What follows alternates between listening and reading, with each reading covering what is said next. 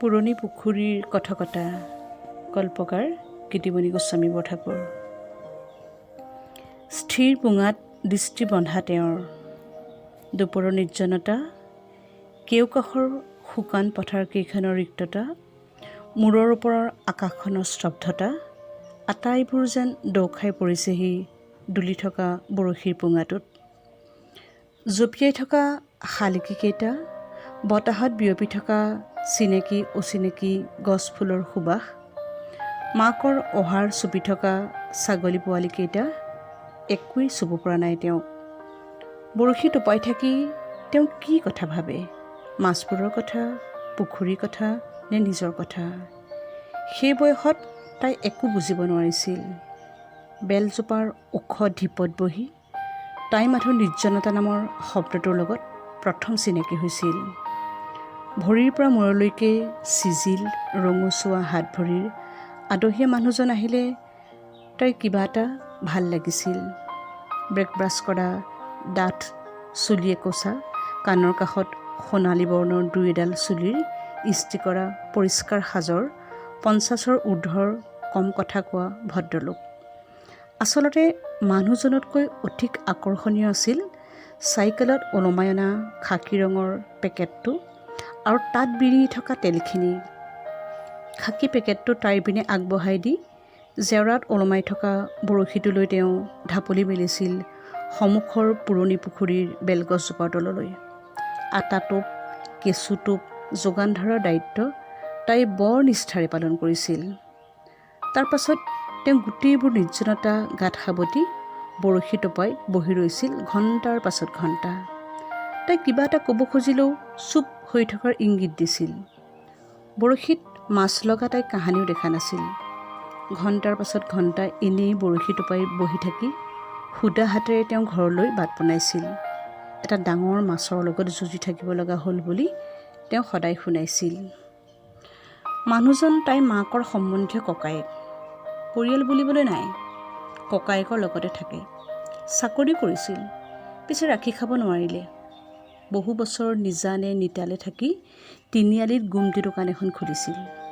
তেনেবোৰ দিনত তেওঁৰ মুখত আখৈ ফুটিছিল কেৱল দোকানৰ কথা, বিক্ৰেতাৰ ভিৰত উশাহ ল'বলৈ সময় নোপোৱাৰ কথা, দোকানৰ ওচৰ পাজৰৰ দোকানীবোৰৰ কথা, অনেক ঘটনা উপঘটনাৰ কথা।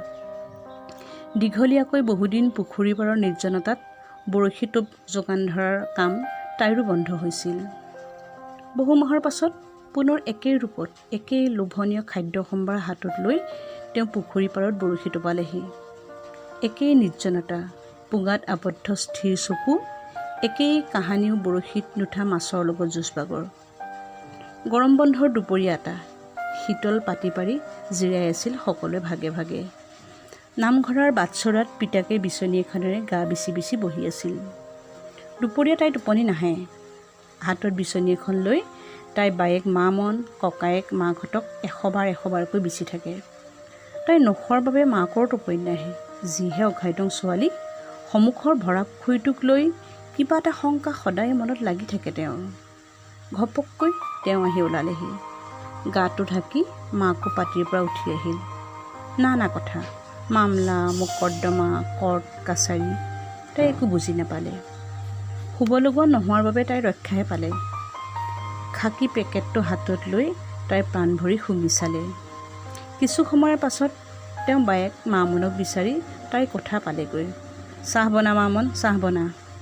কেঁচা টোপনিৰ পৰা উঠিব লগা হোৱাত মুখখন ওফন্দাই তাইও পাকঘৰলৈ গ'ল। পিছে পিছে তেওঁ সোমাই গ'ল। গুণগুণাই গান এটা গাই কিছু সময়ৰ পাছত তাইও পাকঘৰ পালেগৈ। আশ্চৰ্যকৰ, তাই চকু শিল হৈ পৰিল। তেওঁ বাহুৰ মাজত ছটফটাই আছে তাইৰ বায়েক মা-মন। তেওঁৰ হাতখনে পিটপিটাই ফুৰিছে বায়েকৰ অস্পৰ্শীয় অঞ্চলবোৰত। চিঞৰ এটা মাৰিব খুজিও তাই ৰৈ গ'ল। কিবা এটা নুবুজা বিষাদত তাই উচুপি উঠিল সন্তৰ্পণে। ৰৈ গ'ল তাইৰ কোমল শৈশৱ এক জটিল আগবাগ হৈ। কিছু মাহ ধৰি তেওঁ দেখা দেখি নাই। সিদিনাখনৰ পৰা বায়েক মা-মন তাইৰ আগত অসহজ, অপ্ৰস্তুত।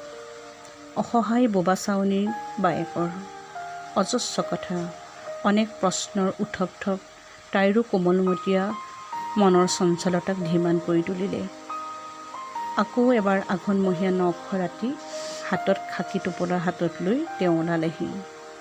আনন্দৰ ঠাইত ভয় আৰু শংকাত তাই কঁপি উঠিল। বাহিৰত ধৰা জুইকুৰাৰ ওচৰত অতিথিসকলে কথাৰ মহলা মাৰিছিল। তাই সেইবাৰ কথাৰ ভাগ নল'লেগৈ। খাকী ৰঙৰ পেকেটবোৰ আৰু আটাৰ টোপ দুয়োটা মিলি এখন ছবি হৈ তাইৰ চকুত ওলমি ল'ল। বৰশী পাতি তেওঁ বহি থাকক অনন্তকাল, নাহক নাহক। কুঁৱাৰী ফাটি তেজ বিৰিঙি থকা কাৱৈ বগা পুঠি কেতিয়াও উঠি নাহক। ধপধপাই মৰিবলৈ বৰশীত ইহঁতি নালাগক। এশটা উষ্ণ চকুলো তাইৰ ভিতৰখনত বৈ থাকিল। সেই ৰাতি বাঁহৰ দুৱাৰখন প্ৰয়োজনতকৈ টানকৈ সযতনে মাৰিলে বায়েকে। জ্বলাই থোৱা লেম্পৰ পোহৰে চকুত ধৰিলেও তাই নকমালে। জটিল জটিল গধুৰ গধুৰ যেন সেই ৰাতি। বায়েক আৰু মাকৰ নাক বজাৰ শব্দ তাই শুনিলে। তাইৰ টোপনি নাহিল। হঠাৎ লেম্পৰ অনুজ্জ্বল পোহৰত কিবা এক ছায়া, কিবা এক স্পৰ্শ আঁঠুৱাৰ বাহিৰৰ পৰা। হয় হয়, এক অচিনাকি নিলাজ কুৎসিত গুণ। চকুকেইটা মুদি তাই চিঞৰি উঠিল, ভূত ভূত। হাত ভৰি মৰাৰ অভিনয় কৰিলে। মাকো বায়েক উঠি বহিল। প্ৰকৃতিস্থ হৈ মনে সজা সপোনৰ বৰ্ণনা দাঙি ধৰিলে তাই। মাটিত পৰি থকা বাঁহৰ দুৱাৰৰ শলখাডাল আঁতি আঁতি মাৰি পুনৰ বিচনাত উঠিল তাইৰ। টোপনি নাই তাইৰ। কিবা এক ভয়ে তাই চঞ্চল বহিসত্তাত প্ৰচণ্ড কঁপনি তুলিলে। বাহ্যিক সৰলৰৈখিক জীৱনৰ সুঁতিৰি যেন সলাই দিলে অচিনাকি কিবা এটাই। খং আৰু বিদ্ৰোহৰ অন্তৰ্দহী শিখাই তাইৰ ভিতৰৰ বহুৰ কোমল অংশকে যেন পুৰি নিলে। দীঘলীয়া বছৰবোৰ তড়িৎ গতিত পাৰ হৈ গ'ল। সলনি হ'ল অনেক দৃশ্যপট। পদূলিৰ যিটো বাটেৰে এদিন শুভাকাংক্ষীসকলৰ শুভকামনা আৰু মন্ত্ৰধ্বনিৰে মুখৰ দোকমোকালি এটাত তাই অৰিন্দম নামৰ মানুহকেইটাক আপোন কৰি লৈছিল, সেই একে বাটেৰে থৰ হৈ উভতি আহিছিল পুৰণি পুখুৰীৰ পাৰৰ সেই ঘৰখনলৈ। মাজত মাত্ৰ ৩টা বছৰ। গেলা মাছৰ দৰে স্বপ্নহীন চকুৰে আৰম্ভ হৈছিল একাকী অন্য এক জীৱন। ব্যস্ত পৃথিৱীত ঠাৱনিহীনতা, নিৰাপত্তাহীনতা, নিসংগতা, নীৰৱতাৰ ভাৱৰাজ্যত নিৰন্তৰ চলন তাইৰ। সাৰথি মাথোন ২ বছৰীয়া পুত্ৰ অয়ন। খেয়ালী মানুহ অৰিন্দম, প্ৰচণ্ড অভিমানীও। তথাপিও তাৰ মাজত লুকাই থকা স্নেহখিনি তাইৰ কুৰুকি কুৰুকি খান্দিছিল। জেদ আৰু অভিমানৰ তোলাচনীত তাইৰ সমমৰ্মিতাৰ সমতা একেবাৰে ৰক্ষা নহ'ল। অৰিন্দমক বুজি বুজিও এদিন তাইৰ নুবুজা সাঁথৰ যেন লাগিল। শূন্যাকৃত এখন আইনাত ফাট মেলা পথাৰৰ বিৰোধেৰে বাঢ়িছিল অপ্ৰীতিৰ বেৰ। পাৰ্থক্যৰ সীমাহীন বিস্তৃতিয়ে সংকোচনৰ নামেই নলৈছিল। অৱশেষত পিতৃ মাতৃহীন ঘৰখনলৈ প্ৰত্যাগমনৰ গত্যন্তৰ নাছিল তাইৰ। পুৰণি পুখুৰীৰ ঘৰখন নিজান নিতাল। এহাল ৰক্ষীয়াৰ হাতত দায়িত্ব দি ককায়েক দূৰণিত কৰ্মৰত। অযত্ন পালিত ঘৰ দুৱাৰ। ভাগৰুৱা গধুৰ জীৱনটোক টানি আজৰি তাই আকৌ তাত প্ৰথিত কৰিলে। বাহো নাবাহুকৈ বঢ়া গছপুলিৰ দৰে তাই মাথো থিয় দি থাকিল। দ্বন্দ্ব বিৰোধৰ এখন কুৰুক্ষেত্ৰ নিজৰ ভিতৰত যেন। দীঘলীয়া বছৰ যোগাযোগহীন অৰিন্দম হঠাৎ এদিন তাইৰ দুৱাৰদলিত। চকুহাল উঠাই নাচালে তাই। অয়নৰ লগত ধেমালি ধুমুলা কৰি অহা বাটেৰে গুচি গ'ল অৰিন্দম। পুনৰ এদিন একেদৰেই একে ঠাইতে একে সীমাতে আহিল, বহিল, গ'ল। তাৰ পাছত হঠাৎ এদিন দুপৰবেলা হাতত খাকী পেকেট এটা লৈ শোৱনি কোঠালৈ সোমাই আহিল অৰিন্দম। জিকাৰ খাই উঠি বহিল তাই। ভয়াৰ্ত দৃষ্টিৰে তাই মাথোক চাই থাকিল খাকী পেকেটটোৰ ভিতৰত তেল বিৰিঙি থকা খাদ্য সম্ভাৰ। খাকী পেকেট, খাকী পেকেট। হাতখন শিল হৈ যাব যেনতে। শিল হৈ পৰিল তাই যেতিয়া অৰিন্দমে ক'লাত অয়নক লৈ পুৰণি পুখুৰীৰ পাৰৰ বৰশী এটালৈ বহিলেগৈ। চটপ চটপকৈ বৰশীত বগা পুঠি মাছবোৰ উঠি আহিল। ধপধপাই থকা মাছবোৰক মোহাৰি পিটিকি অয়নে খেলিবলৈ ধৰিলে। পাকঘৰৰ চুক এটাত গোট খাবলৈ ধৰিলে খাকী পেকেটৰ সংখ্যা। নখোলা পেকেটত পৰুৱাৰ লানি এটা লগাত এদিন চুৱাপাতনিলৈ দলিয়াই দিলে তাই।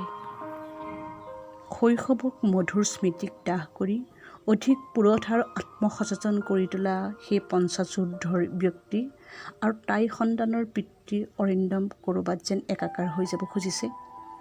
আত্মসমৰ্পণৰ মধুৰ ঐন্দ্ৰজালিক স্বপ্নময় মোহগ্ৰস্তৰ ঠাইত যেন ভীতি আৰু দ্বিধাৰ ডাৱৰ তাই মন আকাশত।